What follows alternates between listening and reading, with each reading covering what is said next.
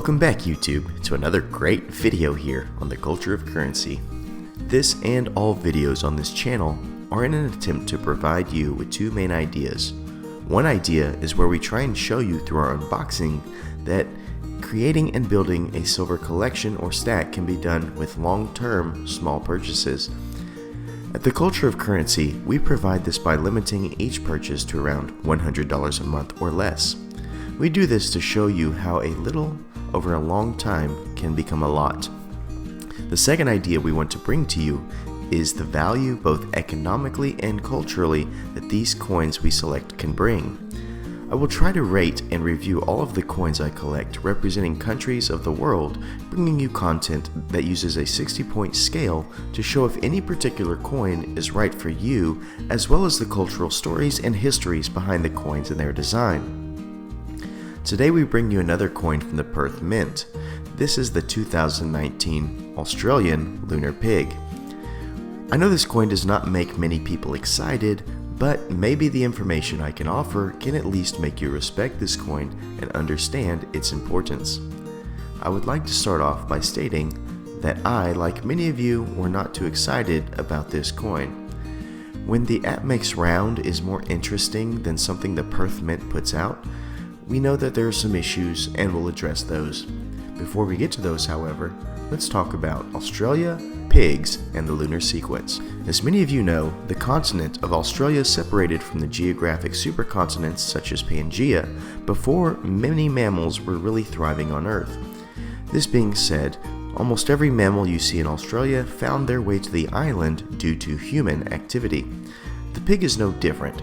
It is believed that the first pigs to set foot on the island happened around the year 1788 as they were imported as livestock animals.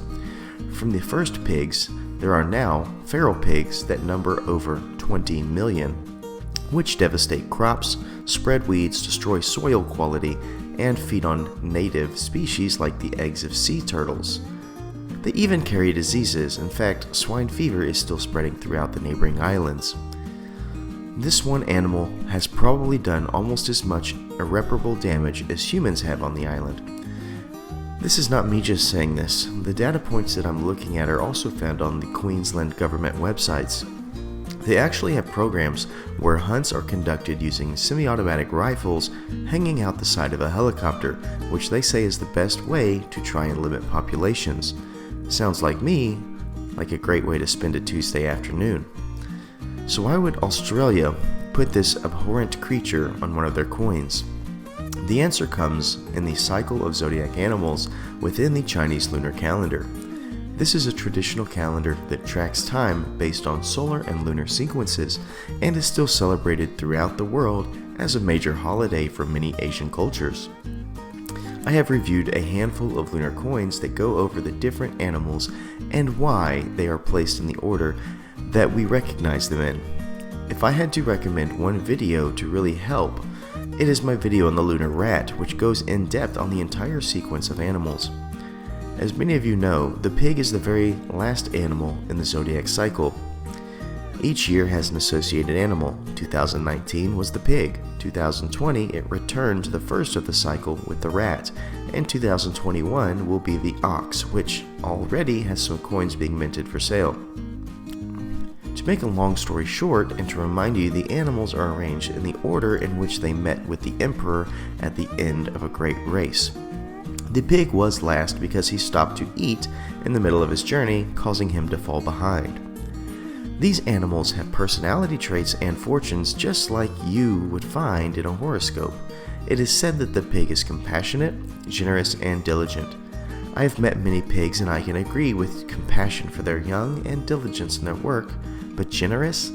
I find pigs to be gluttonous, and anytime I try to add bacon to my meal, I get charged extra. I do not find this generous at all. Please comment if you love bacon as I do. Now that you have a loose understanding of why this coin was minted by Perth, let's put it to our 60-point scale. When we look at the front of this coin, we see many things I cannot stand, but one thing that I do love. The thing I love is the 49 silver denotation. This is always a great thing to see. Everything else is very basic and leaves much to be desired. The quality as always from this mint, is outstanding, but just like every other queen-centered coin, it's a little bit bland, so it gets a 5. The back of the coin is a little bit better. We have Mama Pig and 4 piglets with a nice foliar branch. We also have these awkward tufts of grass that seem to be floating around as if they're in the background of a Super Mario level.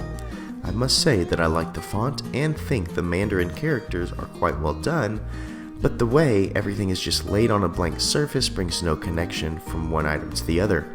Even the AppMex version has some connectivity by creating a scene rather than just some random parts.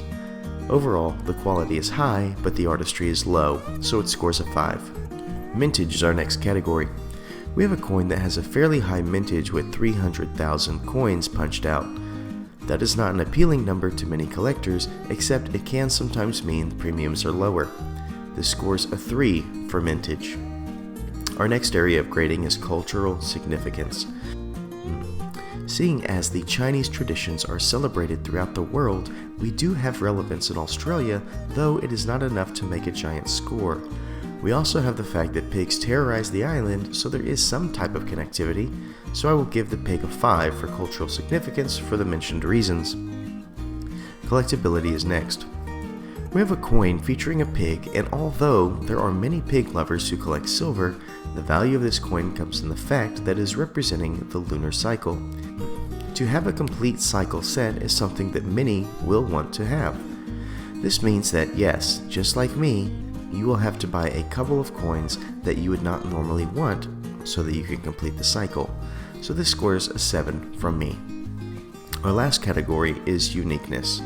Many mints put out lunar coins, so having a pig on a coin may be rare for 11 years, but 1 year out of 12 you will find the market saturated with these swine. Many designs change, but it's not anything to write home about, so I give it a 5 out of 10 for uniqueness. Overall, I have pushed off this video because it's not a coin I'm very interested in, other than the fact that it is a coin that will help me complete a lunar collection. The overall score is 30 out of 60 and is my third from the bottom rated coin out of my entire scoring system. It edged out just 2 coins, the Australian Lunar Dog and the Austrian Robin Hood. So, is this coin right for you? There's just one question you need to answer. Are you collecting the lunar cycle coin set? If that is a yes, then this coin could be for you. If that is a no, then please spend your money on a better coin. It does not get my approval other than inside the scope of lunar collecting. Thank you for watching, and as always, please stay classy and current with the culture of currency.